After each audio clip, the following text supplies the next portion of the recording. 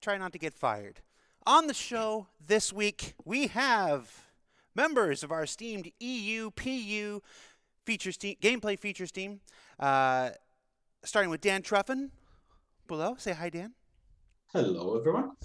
We've got Jacob off into the corner there, Hello. and Thorsten off to the right here. How you doing? Hello. Thorsten, we were just talking before the show. You're relatively new to CIG. You started how long ago? 4 months ago? I'm in my fourth now, yes. 4 months ago. I usually have a rule against having people on within the first 6 months.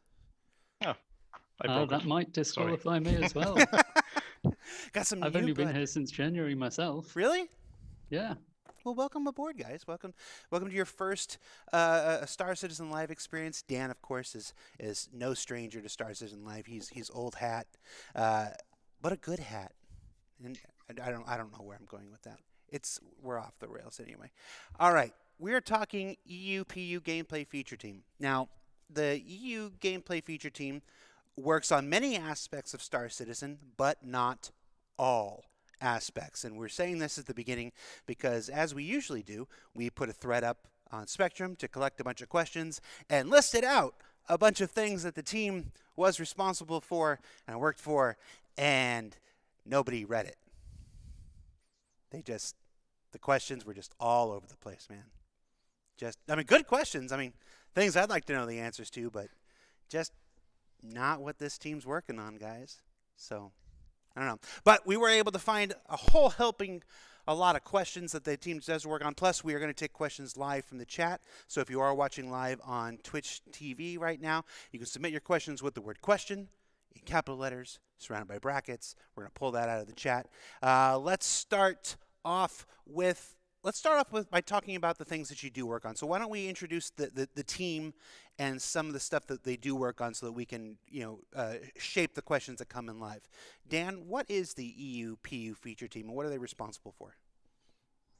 The EUPU feature team is responsible for, I'd like to say, a lot of things. A lot of other feature teams have very strict areas of responsibility, which is like actor feature team. They really focus on the factor and everything the actor can do, or vehicle feature team, everything about ships.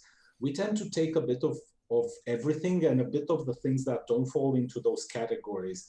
So you guys saw us do mining. While that you could consider a vehicle feature team, it was something completely working on its own. It worked for FPS, it worked for ships, it worked for vehicles like ground vehicles.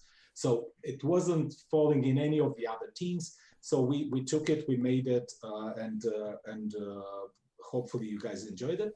Other things that are falling into here are continuations from mining and all the mining gadget stuff like this.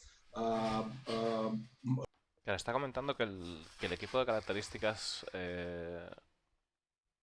del universo persistente, a diferencia de otros grupos de trabajo que son específicos para el desarrollo, que ellos hacen un poco de todo, ¿no? O sea, hacen un poco de aquí, un poco de esto, un poco de tal. Pues, por ejemplo,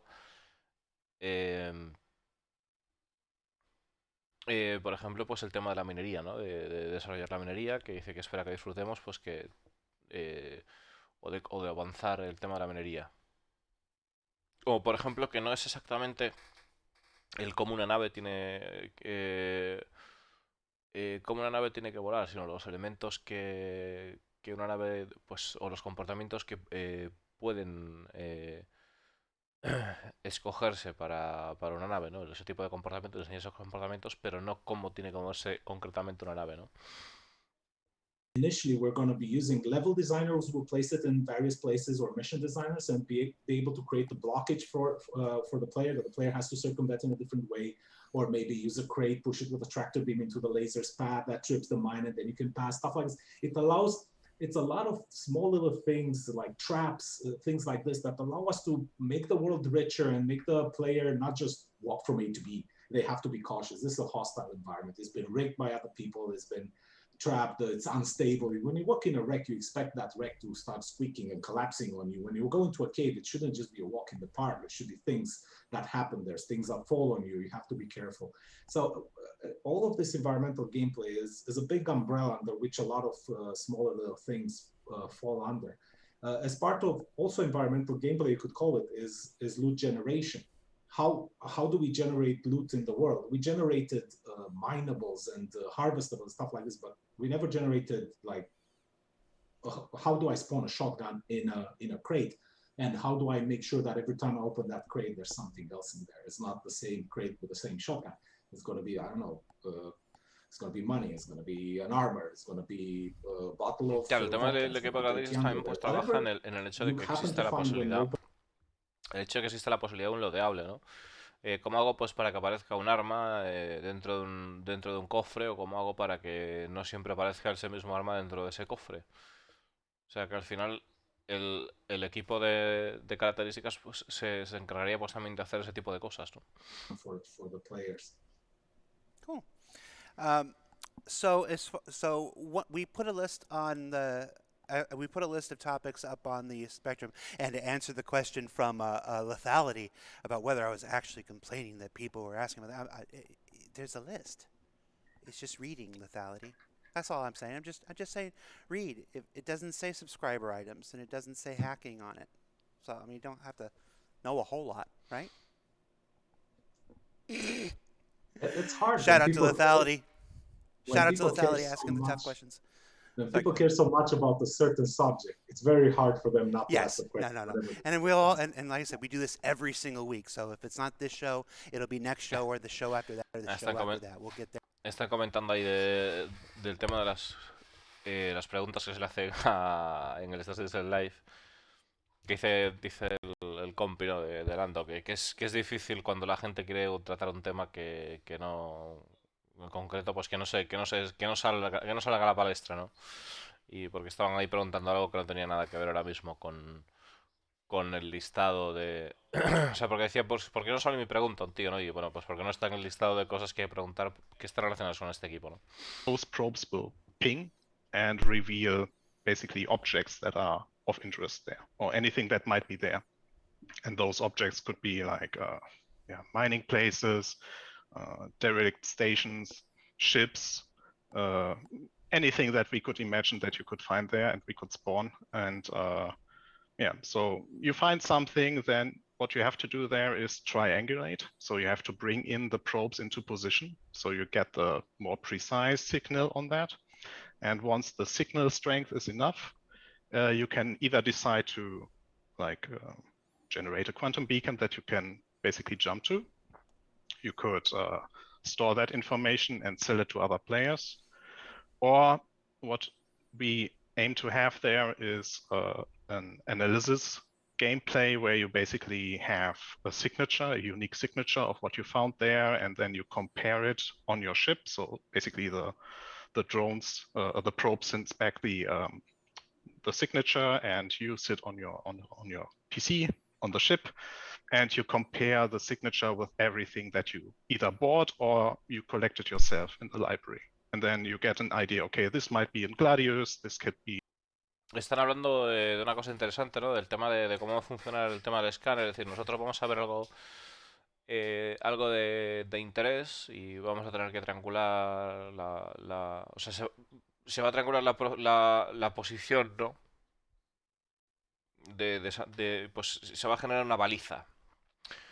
Se va a generar una baliza, entonces al generar esa baliza, nosotros podemos decidir entre ir hasta ella, vender la ubicación de esa baliza, y una vez lleguemos allí pues habrá una serie de cosas que tengan emisión, y nosotros pues tendremos que en nuestro ordenador de a bordo de la nave comparar esa señal cotejar esa señal con datos que tengamos para tratar de pues hacernos una idea de qué es lo que puede ser a lo que nos vamos a enfrentar, o qué es lo que estamos viendo, ¿no? Analizando según las emisiones que hay.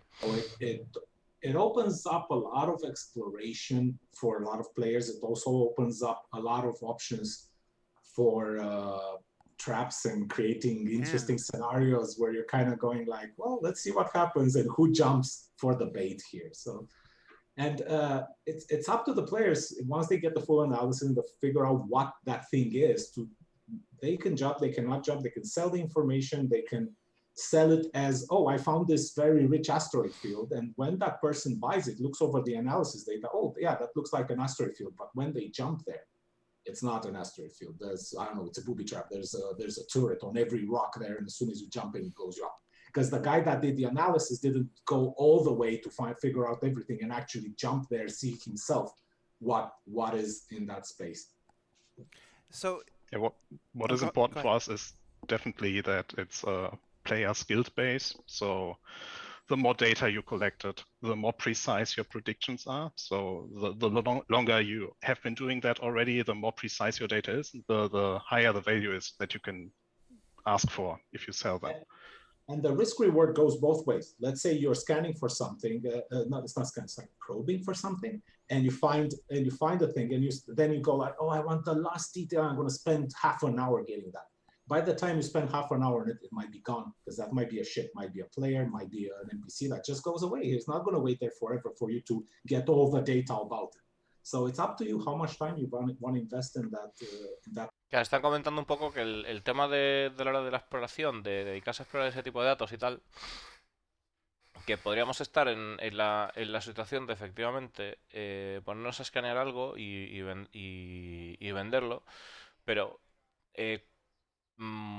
si nosotros, por ejemplo, vendemos ese producto, pues puede ser que al vender ese producto y una personalidad está allí, pues no se haya completado bien el escáner de la zona, lo que sea, y realmente pues la persona que lo compre se dirija a una trampa y haya una torreta en cada roca de la zona de un campo asteroides que vaya allí a visitar el tipo, ¿no? Y que entonces como que habrá un tema de que se valorará también el hecho o sea, se podrá cobrar más por una exploración realizada más meticulosa, ¿no? Estando más tiempo y tal. Pero asimismo también comenta de que no vamos a poder estar ahí explorándolas todo eternamente o analizando todo eternamente, pues habrá un tiempo pues digamos una ventana de evento, de suceso, donde tendremos que o sea, valorar el hecho de si queremos estar tanto tiempo revisando, analizando un tema, porque si por ejemplo es una nave, pues se puede marchar, o si es otra cosa, pues puede desaparecer, ¿no? Que no todo tiene por qué estar ahí para siempre. O sea, que a veces hay que valorar el hecho de el tiempo que queremos gastar haciendo algo versus la renta, supongo que habilidad que tendremos, etcétera. So it's gonna be localized to the solar system, and even then you won't be able to just go like, yeah, do the entire solar system. You'll have to choose it. You'll look on the map and go like, well, there's been a lot of things happening here. I'm gonna send my probes in that area and see if I narrow down. You might go there, it might be nothing, or it might be something don't care about. Okay. Or yeah, so the probes still have traveling time and a defined amount of fuel they can take. So it's that is a restriction, but yeah, the goal is that one solar system is basically the entire range of one probe. So no going to another solar system with a probe. So you have to travel to another system and then probe there. Cool. And also what will happen is we'll have different types of probes. So you might get a probe that has almost the entire system, but the precision of that probe is going to be so bad. That's going to give you an overview. So if you want to narrow it down, you're going to have to use like very precise probes with a very limited range. Gotcha. All right, cool. And I imagine as we get closer and closer to Está comentando una información interesante, y es que dice que por nosotros para explorar sectores del sistema tendremos que utilizar un probe, que sería como una sonda. Y nosotros pues esa sonda tendrá pues una determinada cantidad de combustible o un espacio dedicado, ¿no? A un rango un determinado a revisar, ¿no? Entonces que nosotros, por ejemplo, podríamos enviar una sonda, pues, o sea, una probe de estas a lo largo de todo el sistema. Pero eso no nos daría una información con precisión. O sea, no nos daría una información detallada. Si nosotros queremos obtener una información detallada, tendríamos que enviar concretamente un probe de estos, ¿no? una sonda pues a un sitio muy determinado con un rango mucho más reducido para obtener información al detalle. También están comentando algo bastante interesante porque si bien sabemos que el Endeavour es una nave de exploración que va a poder escanear a dos, se comentaba que va a poder escanear hasta dos sistemas a distancia, están comentando de que un probe no va a ser capaz de salir del sistema. O sea, tú para escanear un sistema vas a tener que estar en el mismo, ¿no? En el mismo sistema. That it can do that, but right now we focus on that and make that work, and then we can think ahead. I tried to get him, Dan. I tried to get him. No, fair enough, but it's a valid question. But I think there's more of a problem of, do your engines actually function underwater? Right. I mean, because if you sink like a rock, you won't care about atmospheric pressure if your engine's over. You're still going to sink eventually. There's no getting out of that. Unless we have a ship that has engines that are built for that. But a good thing is we have a system that can apply pressure damage, and it's built in a way that it could even create some in the future some barrow damage effects. So it is actually aimed to have effects. The faster you have a switch of pressure, the more damage could happen, or different types of damage could happen. I'm thinking about that Hunt for Red October gameplay now. Inside the Gas Giant Crusader. All right, let's talk about loot generation. This is also a relatively new topic for a lot of citizens here. Están comentando sobre el tema de que tienen una mecánica en el juego que es de presión. Entonces, que si por ejemplo lo de naves sumergibles y demás, que están preguntando por ahí, que realmente que no, la pregunta no es si una nave puede sobrevivir bajo el agua, sino si se puede mover, o sea, si los motores van a funcionar, porque al final si se va a hundir como un saco para el fondo. Entonces, el hecho de que tienen pues diferentes niveles de presión que puede ofrecer diferentes niveles de daño en las naves. Y otro sitio donde se supone que vamos a ver eso, pues quizás sea en Crusader, ¿no? I can steal, So there's the legal part of looting where you go there and you find things that belongs to no one. It's yours now. Then there's the stealing part of looting, as in this crate of goodies is in someone's house. He is there. If he sees you do it, that's theft. So that is pretty much, and the loot generation pretty much covers the generation of items, of various types of items based on tags. And I think I can let Jacob talk a bit more about this part because he's doing more the engineering and how that works. So all I can say is that it just pretty much picks from a big pool of items who are tagged in a certain way, the ones that match that location. So if it's a desert medical outpost, I expect to find medical things. I expect to find crates that are, I don't know, refrigerated so they don't melt. Claro, están comentando que el tema del loot, de la generación de loot, funcionaría pues con, digamos, tú tienes un cofre, pues ese cofre tiene unas etiquetas definidas de un conjunto de una piscina de objetos con un montón de etiquetas posibles. Y entonces se espera que a la hora de la generación de loot, pues que si tú vas a un por ejemplo, una zona, un outpost médico, por así decirlo, pues que tú puedas, en un desierto, pues tú puedas ver o que se genere loot acorde a lo que se podría esperar encontrar en una zona como esa, ¿no? Suministros médicos, un poco de suministros médicos, etcétera. Scenario needs. But in general, we want to be very, well, this is a medical location, has a medical tag. That tag gets propagated to that, let's say it's an outpost, the entire outpost, all the spawn points get that tag, automatically everything in there spawns medical things. Now, let's say claro, ellos lo que quieren conseguir es, por ejemplo, si tenemos efectivamente un outpost médico, pues tenemos una zona, una determinada zona, entonces en esa determinada zona se aparecerían pues suministros médicos en esa zona delimitada. I might find janitorial equipment.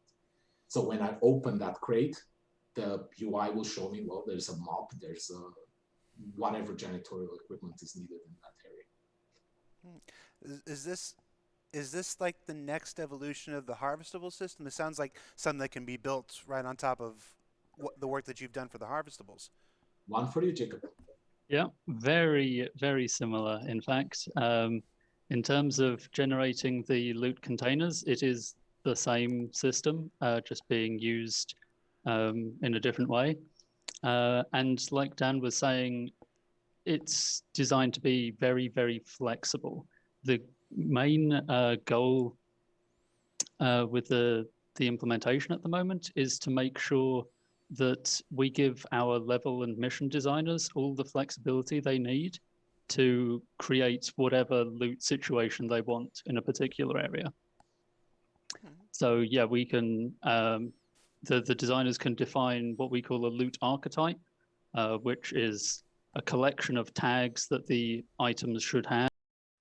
Vale, están comentando de que efectivamente el sistema de loteo es muy parecido al sistema en el que estaban trabajando anteriormente con los recolectables por la superficie del planeta, ¿no? La superficie de los planetas, etcétera.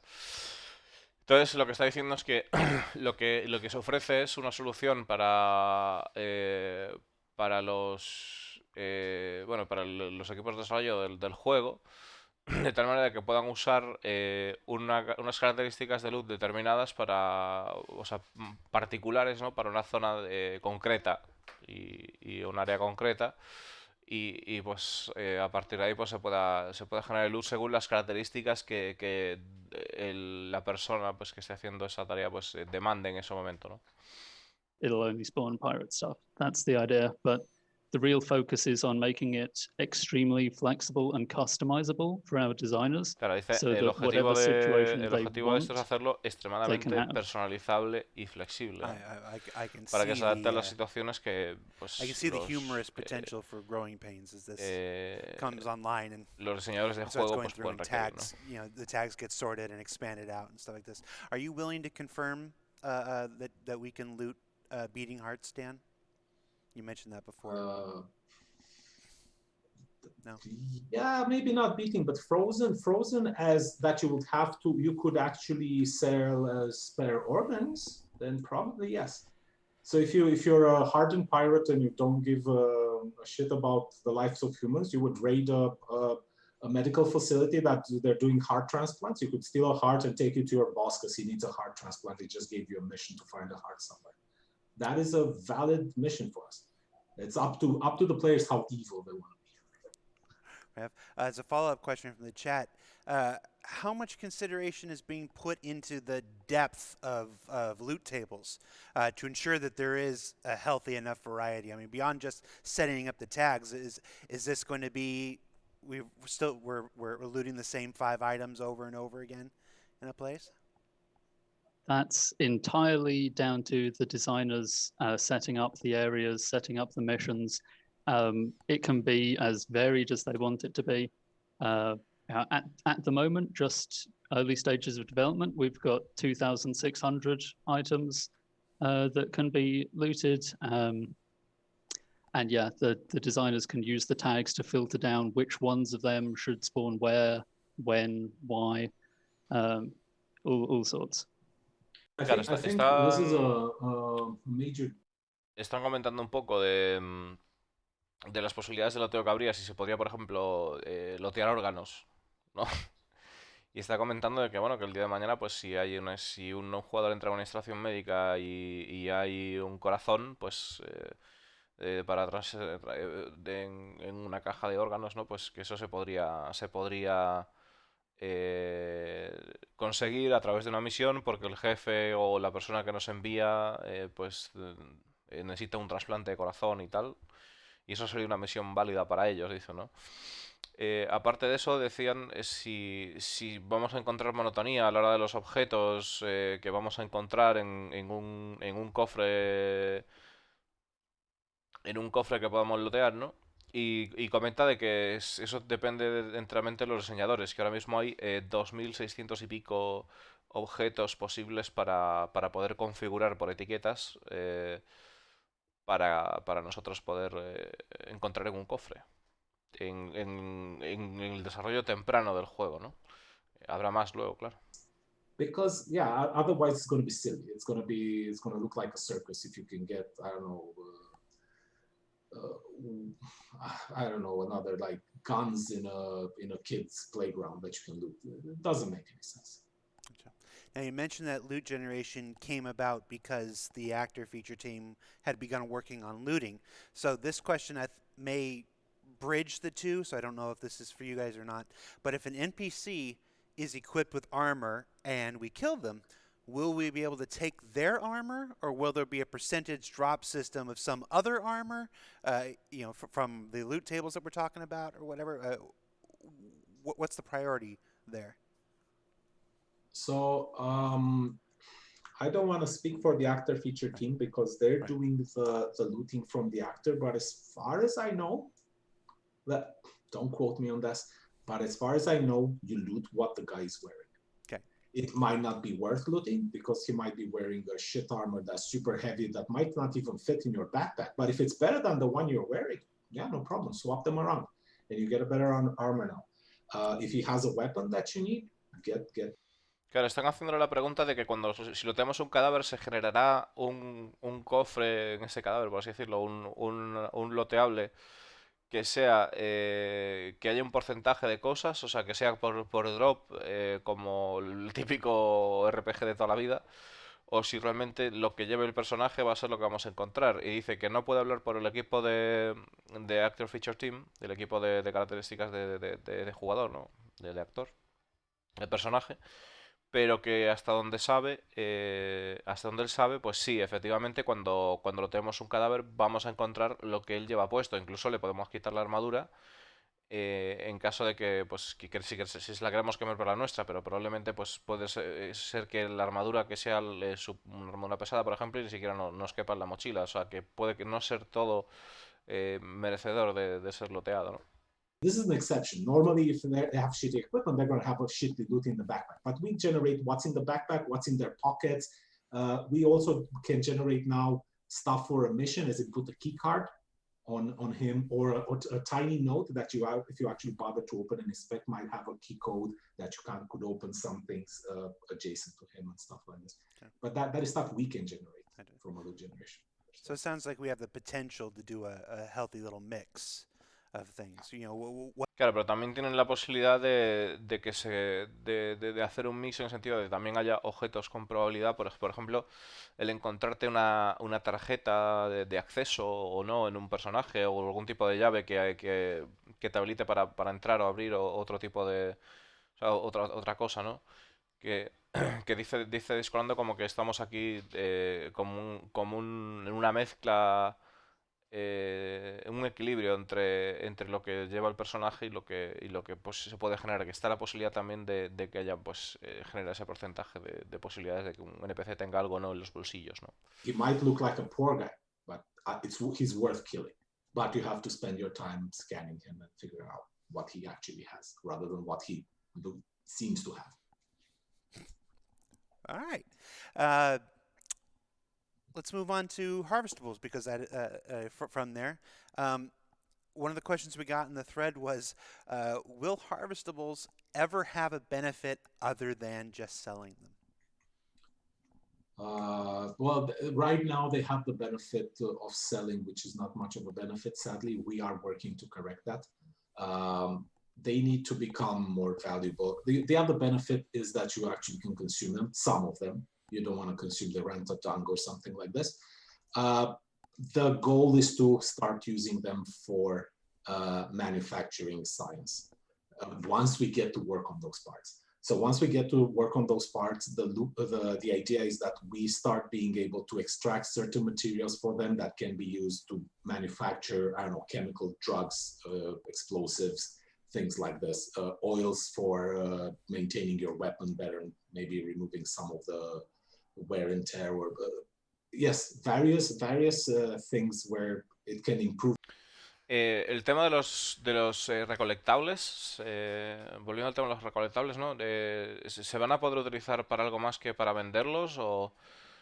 Y dice pues que algunos de ellos van a ser consumibles, y otros de ellos, pues la idea es que sirvan para, pues, que se pueda extraer componentes mediante la ciencia, y que en la ciencia, que nos están hablando de eso ahora, se puedan fabricar cosas, como por ejemplo, pues drogas, explosivos, que podamos fabricar un aceite, por ejemplo, para hacer mantenimiento de nuestras armas o para,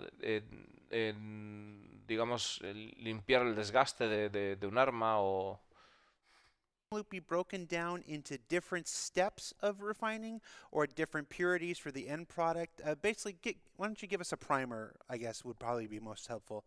A primer on how we're expecting refining to work.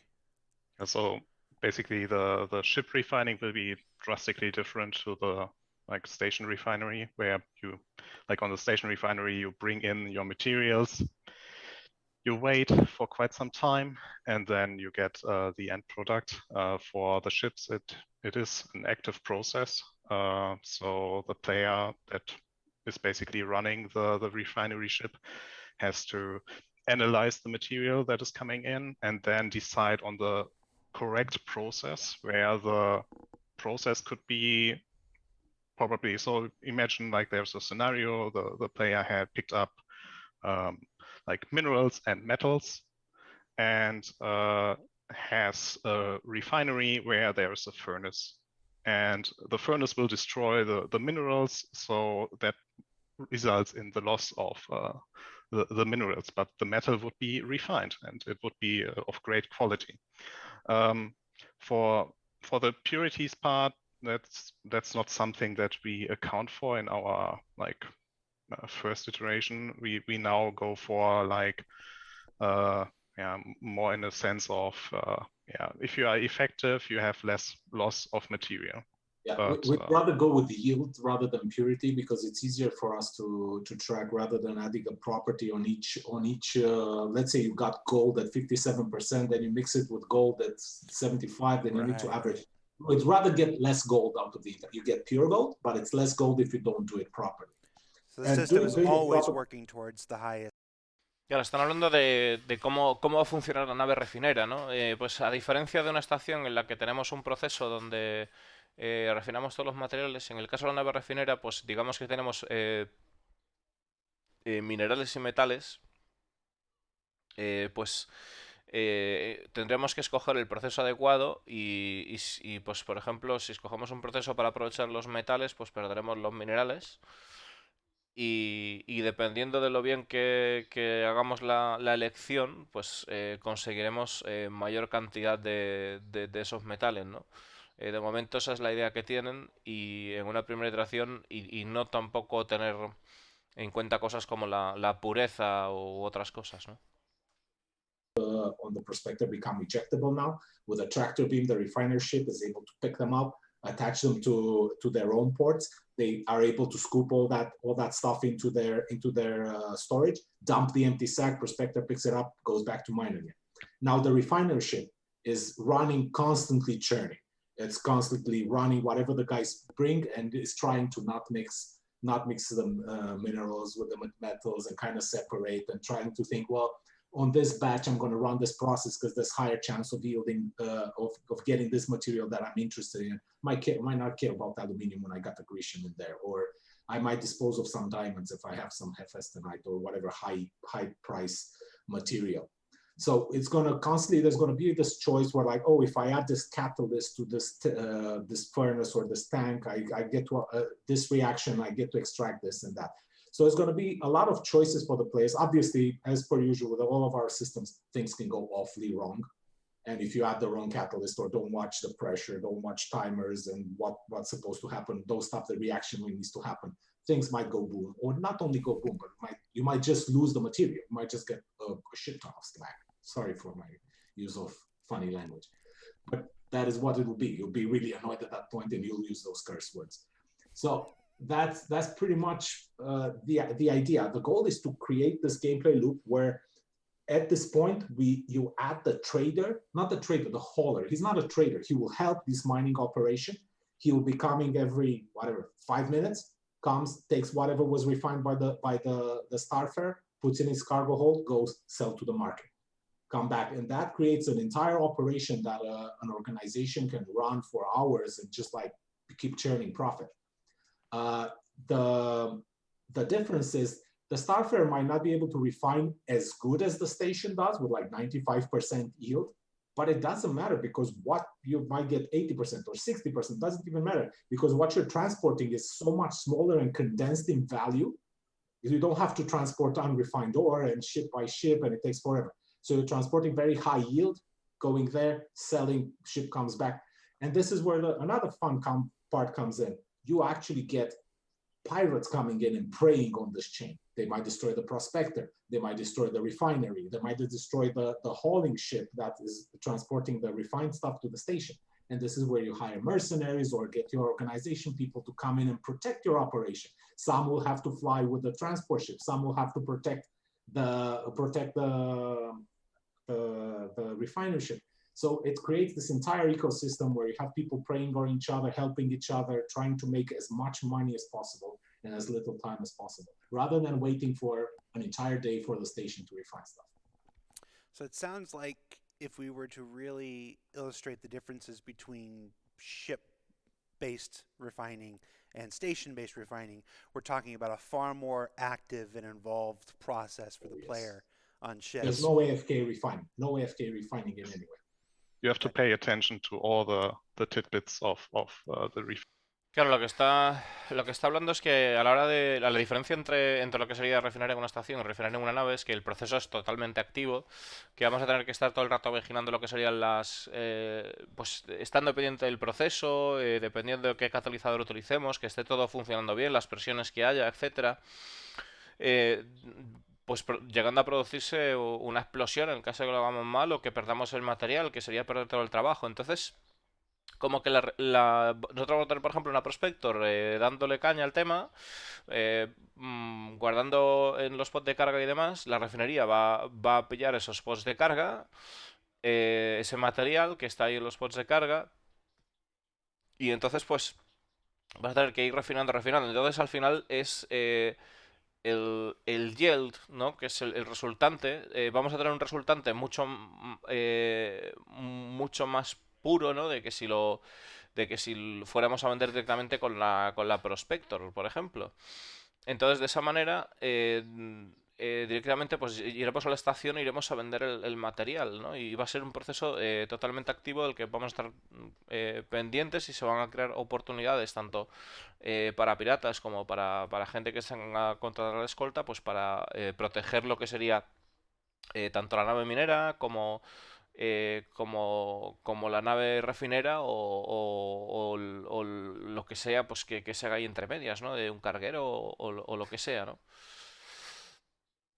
To him how much he wants to store, and maybe the Starfarer is the one that sells because you don't have a hauling ship, and he just comes back, keeps refining, because then he needs a lot more transporting capacity.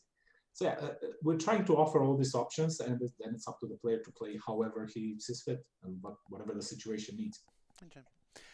Now we don't generally do when questions on the show. You know, we leave the when questions to the Star Citizen public roadmap.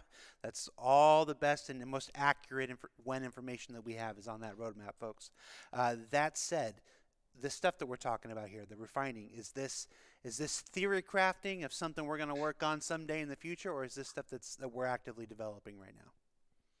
It's in design. Well, design is done and approved. It's waiting an actual programmer to finish some of his current work and to jump on this. Awesome. So signed off, approved design. Just. Bueno, el tema de la nave refinera, pues están preguntándole que cuándo va a ser esto. Están trabajando ahora mismo en desarrollo activo. Dice que están esperando por un programador que acabe una tarea. Y dice que es un TM, o sea, es un TM, pero realmente que está por caer, ¿no? Está por caer que empiece ya el tema de la refinería. Refueling. The Starfarer is probably our most obvious, the refueling ship out there, but there are other ships that are supposed to be able to have this capacity. How are we thinking refueling's working? Where are we going with refueling? In what sense? Like, well, I mean, are we talking about the the 737s with the little nose cone and somebody comes up and they attach. What are we doing? Yeah, that's exactly what we are talking about. So for the Starfarer refueling, which is the one that we are working on right now, is that we have a boom arm where the player in need has to dock to, and then the refueling process can start. Yeah. So I think I saw the question where it was about like, yeah, will we have drone refueling? Yeah, that's not yet the plan of the system. So the plan is right now to have a very direct system, because like from my personal point of view, it's even the more interesting one, because like imagine a ship that is docked to the boom arm, you do one slight movement, and it's something that both players have to pay attention in this process, right? So it's active on both sides. For the drone part, it would be more passive on one side or even passive on both sides. So for me personally, this one is the most interesting one. Okay. We have some other follow-up questions for refueling here. Will refueling be doable in motion, or will crafts have to come to a complete stop to proceed? And because we are using right now the docking system that we already have, so like the Merlin to Connie docking, we rely on that rule setup right now. But actually, it's a good point, because we have to pay attention to it. It wouldn't make sense for some ships to be dragged basically by the Starfarer, so we have to adapt the rules as it goes. But yeah, for the first iteration, we definitely will just have the well-known docking. Yeah, we will use exactly what the docking system offers. This was a nice surprise for us, because we were looking initially in doing it a bit more simplistic, where you're just fairly close and there's a fuel transfer. But then docking came online, and we're like, wait, we could just use this, and we get the connection between two ships for free. So now the Starfarer is gonna, same as with docking, we're gonna try to do this where if you maintain heading and velocity on the mothership, let's call it the mothership, the child ship can come and attach. Basically, as long as you're not flying, this ship is not doing left, right, flying up, down, and it's constant heading and velocity, you'll be able to, pretty much from your perspective, you'll be more or less static. And you just come, you attach to it, and then you're basically attached and flying at the same speed.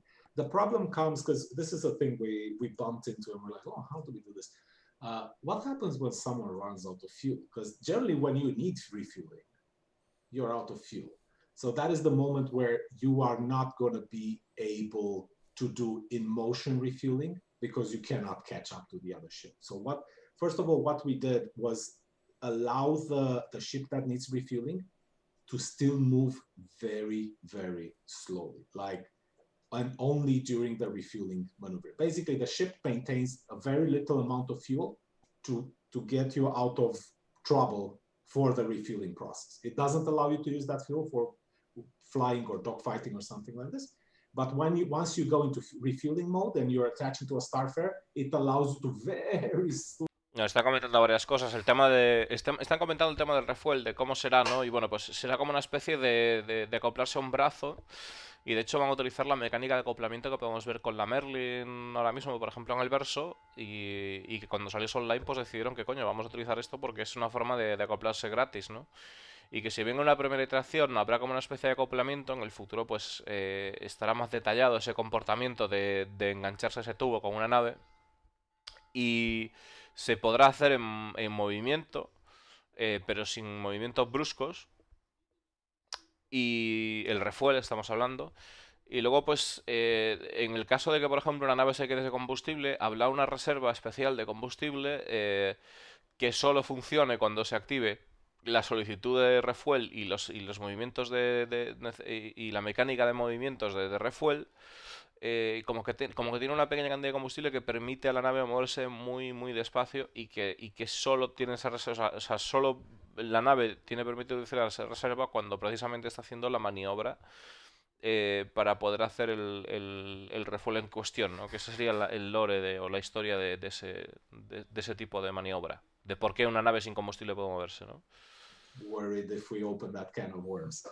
I'm pretty sure board gamers are already trying right now. All right.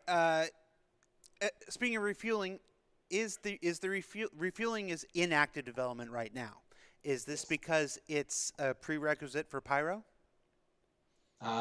It's not exactly a prerequisite. It's something that's going to help Pyro a lot. Pyro, finding fuel in Pyro is not going to be as easy as in Stanton. This is a torn down place. Everyone has left the building a long time ago. The people that are there and want to sell you fuel either are going to try to rip you off, or you're going to pay everything you have to refuel. So you're going to be relying on players. You're going to be relying on other people to come in with fuel from Stanton and bring it in there and sell it to you at whatever price. So the problem also comes with Pyro is like it's very hard to find a station to refuel. They're far between. So you might be, oh, I'm in the middle of nowhere now. There's no way for me to get back to that station where I know there's fuel. Hey, can someone come help me? Someone come help me comes with a dose of risk, because someone come help me might come with guns. But yeah, this is where you have to trust other players, and this is where some of our reputation thing is going to come in handy, as in you look over who you're dealing with. You go, well, this guy's been killing everyone that moves. Claro, va a ser un prerequisito el tema de que esté el refuel listo para Pyro. Dice que no diría que es un prerequisito, pero sí que va a ser muy difícil hacer repostaje en lo que sería el sistema Pyro. Las distancias entre estaciones va a ser importante. Y aparte, pues nos vamos a ver en situaciones en las que tendremos que revisar las reputaciones de los jugadores para que nos hagan ese servicio de refuel, ¿no? Y que eso sea que eso sea viable, y que además va a costar un ojo de la cara. O sea, que tendremos que depender de otros jugadores y, bueno, pues tomar decisiones a la hora de contratar a alguien para que nos haga refuel, y que realmente no sea una persona que nos vaya nos vaya a despojar de todo, ¿no? The good thing is, so once they would have, we could have a solution to that. It's not a problem. Once we do this, I think we will have to see how docking between two land-based vehicles will work, because that influences this. But once they start having proper fuel, I don't think it's a problem of bringing your tanker, whatever, truck next to your friend's whatever tank, and starting a refuel process. We'll have to see, because a lot of this refueling work means standardization of fuel ports throughout. Right now, what was it? How many ships, Thorsten? Do you remember how? No, it's but I think it's above 160. Is it? Exactly, somewhere there. It's in the hundreds.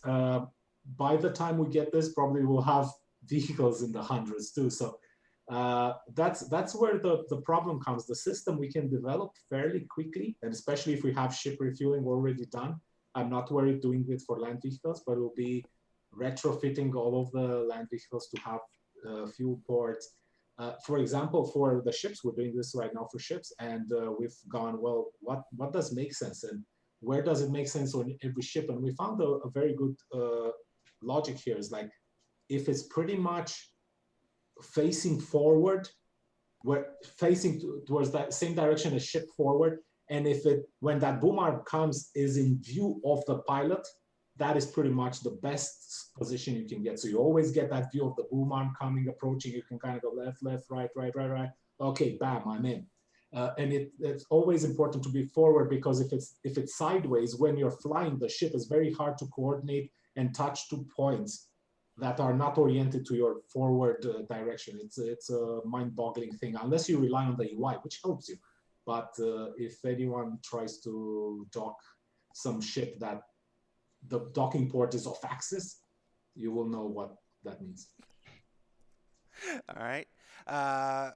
We've touched a little bit on mining, long distance probing, loot generation, harvestables, refueling.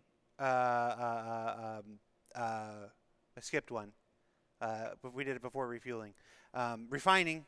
Let's talk about resource management a little bit. We haven't disclosed. Actually, you and I have never discussed. You discussed with Count Disco back around Halloween time. The beginnings of resource management when you were prototyping that out.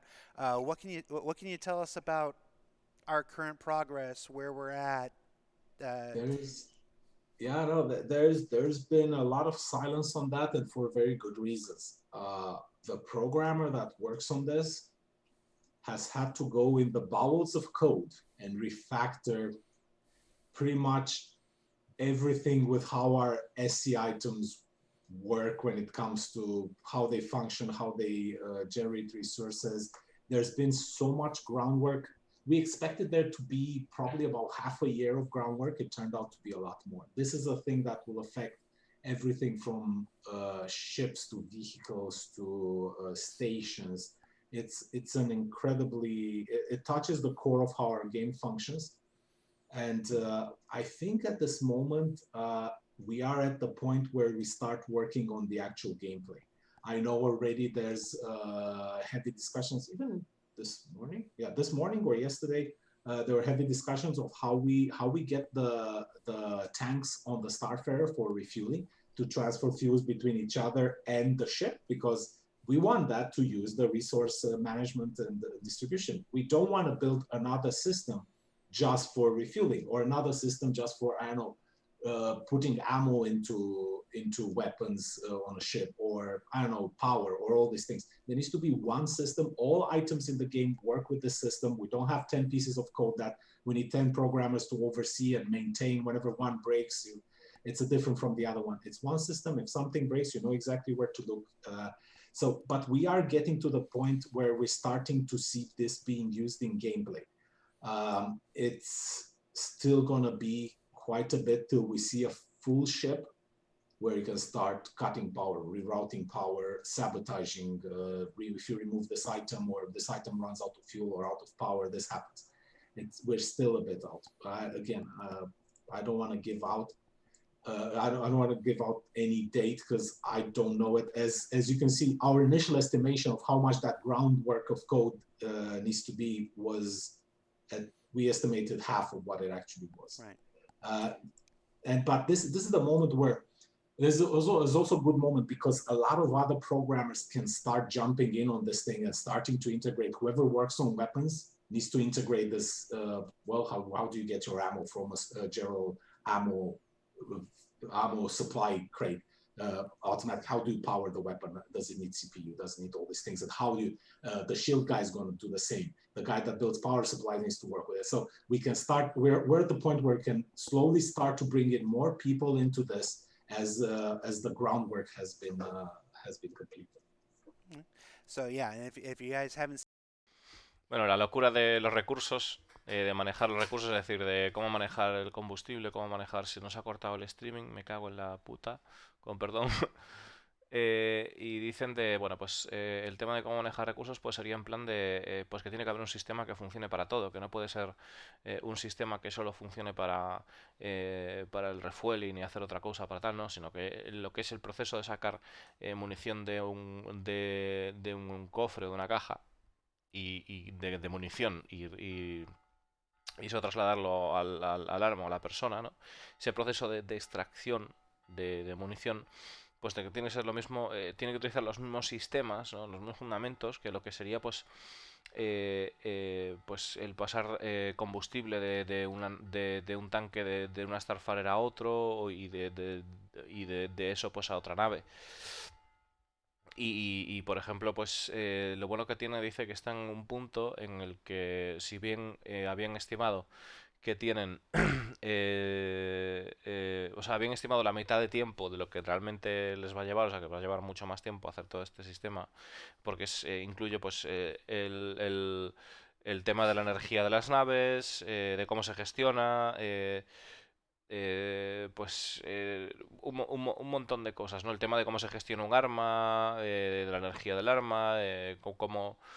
Entonces, al final, al final lo que nos indica es que están en un estado en el que pueden empezar a traer a más programadores de diferentes áreas, es decir, pues de armas, de naves, de tal, a jugar a esto, ¿no? Al tema, porque empieza lo que es el terreno empieza a estar preparado para que esos nuevos programadores pues empiecen a trabajar también en utilizar o ampliar esos sistemas para las diferentes, los diferentes procesos o los diferentes elementos que hay en el juego, ¿no? Para hacer todo lo que es la gestión de recursos, un sistema unificado dentro del juego.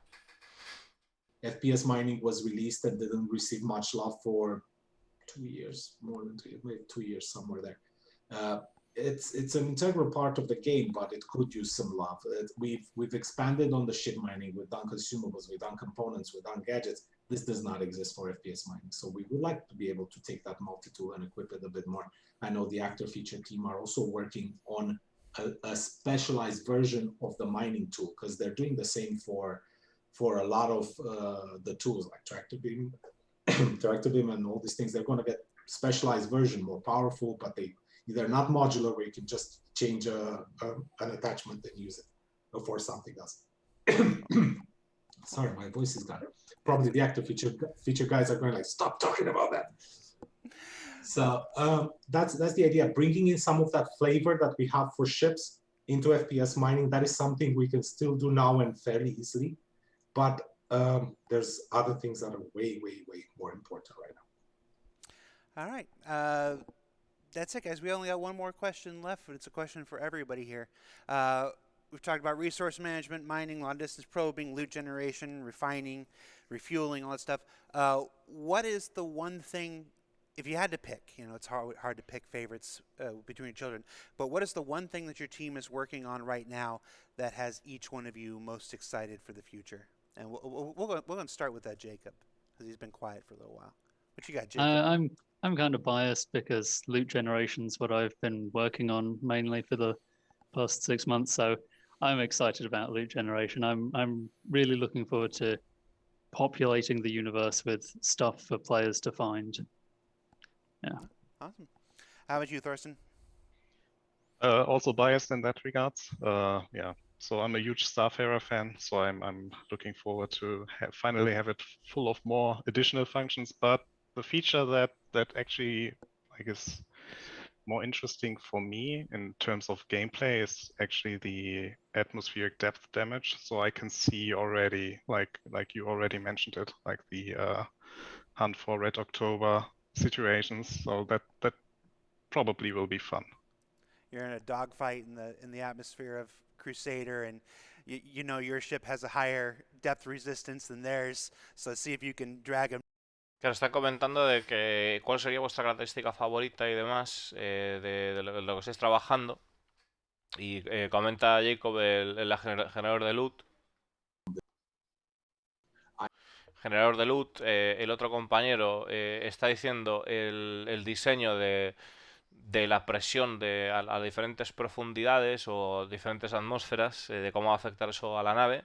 De hecho, mencionaba la película de la caza del Octubre Rojo, ¿no? Del Sean Connery.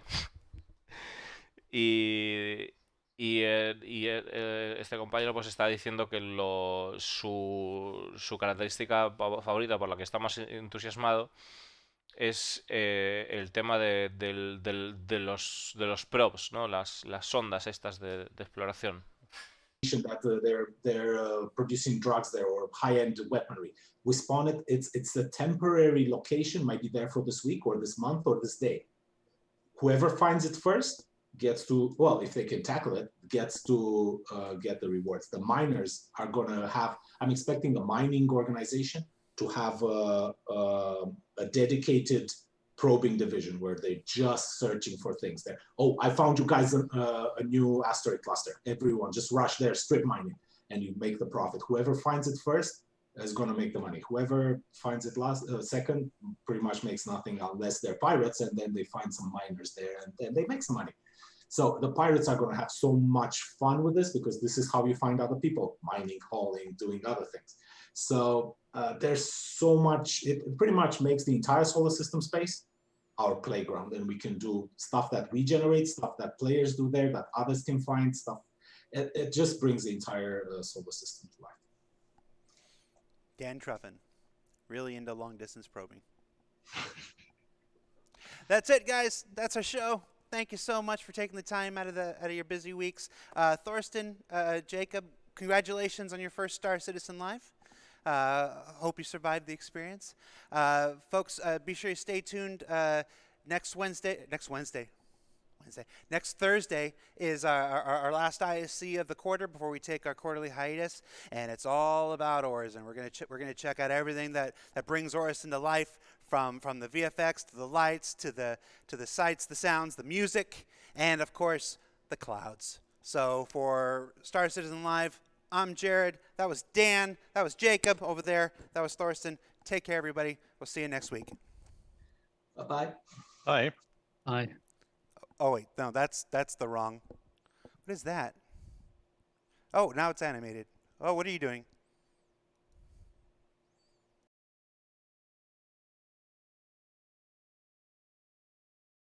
El peluche de la ballena, que nos estaba muteado. Lo que estaban comentando ahí al final.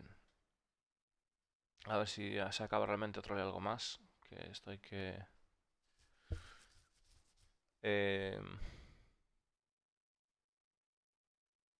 a ver. Bueno, parece que... Estaban comentando una cosa muy importante. Muy importante. Y es el hecho de que, por ejemplo... bueno, el hecho de poner un ejemplo no. O sea, lo que va a suceder el día de mañana. O sea, el día de mañana... pues comentaba, ¿no? Que estaba muy entusiasmado el del equipo de Feature Team, ¿no? Del equipo de características, sobre el tema de las sondas, ¿no? Las probes. Y entonces comentaba el hecho de que pues el día de mañana pues un clan que se dedica a la minería pues tendrá pues probablemente una escuadrón o una escuadra centrada en lo que sería pues el enviar sondas de estas, ¿no? De exploración y tal. Y bueno, pues la mecánica sería pues de repente pues encuentras un conjunto de asteroides para poder minar y pues allá que vamos, ¿no? Y si llegas primero, pues una vez descubres eso, ¿vale? Pues si llegas primero con tu clan minero, pues vas a poder aprovechar lo que sería esos recursos que hay ahí. Si llegas de segundo no te vas a comer un moco, a no ser que seas un pirata y que de repente pues veas ahí a los mineros y pues puedas obtener beneficios de que haya ese tipo de minero, ¿no? El resultado os podéis imaginar. Y que va a ser algo muy, muy divertido porque los piratas, comenta que se van a pasar haciendo esto todo el día. El tema de enviando sondas, y investigando, explorando. O sea, parece que la piratería está bastante relacionada con la exploración para poder encontrar, pues, cargueros, mineros, de toda la mandanga. Y nos comentan también que este sistema permite, pues, que todo lo que es el sistema estelar entra al terreno de juego, ¿no? Porque de forma temporal se van a ir generando diferentes resultados que obtengamos con las sondas para poder jugar, ¿no? Para poder desarrollar el juego en esas actividades. Y la verdad es que pinta bastante guay. Pinta bastante guay. Y dicho todo esto, pues hasta aquí el Star Citizen Live, chavales. Y buenas a todos y demás, pero a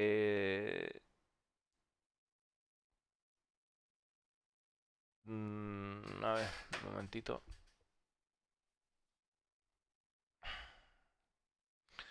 Y no sé qué os ha parecido el tema que han soltado, ¿eh? ¿Qué os ha parecido en general? Yo me he quedado bastante... O sea, ha sido mucha información en poco tiempo.